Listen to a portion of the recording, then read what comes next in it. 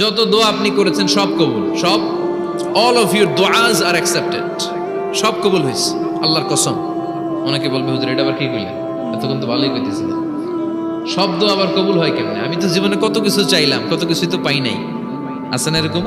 অনেকে অনেক পেরেশান, আফসোস করে হুজুর চাইলাম আল্লাহ দিল না। 4টা মাইয়া, এবার কাবা ধইরা চাই আইছি পোলার কথা, এটাও হয়েছে মাইয়া। আছে না নাই? 5টা ছেলে হয়েছে, মেয়ের জন্য বুকটা হাহাকার। হজে যে আরাফাতের ময়দানে চেয়ে আসলাম, এইবারও হয়েছে আর একটা পোলা। আছে না নাই? কত কিছু চাইলাম, পাইলাম না, দিল না আল্লাহ। বলে না আপনার সব দোয়া কবুল, তবে কবুল হওয়ার 3টা সিস্টেম আছে। কয়টা? কয়টা? আপনি যত দোয়া করছেন সব কবুল, কারণ আল্লাহর কাছে কিছু চাইলে আল্লাহ ফিরাইয়া দিতে জানে না। আল্লাহ জানেই না কেমনে ফিরাইয়া দিতে হয়।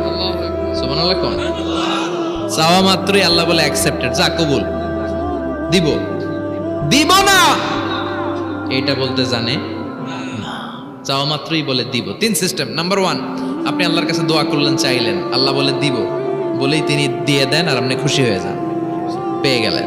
নাম্বার 2, আপনি আল্লাহর কাছে দোয়া করলেন, চাইলেন, তখনও আল্লাহ বলে দিব, তবে এখন না, সবুর, একটু পরে দিব। কখন দিলে আমার জন্য ভালো, আমার চেয়েও ভালো জানে কে? আল্লাহ, পরে দিবে। নাম্বার 3, চাইলেন, দোয়া করলেন, আল্লাহ তখনও বলে দেব, তবে এখনো না, পরেও না, কিয়ামতের দিন যেদিন বিপদে পড়বে ওই দিন দেব।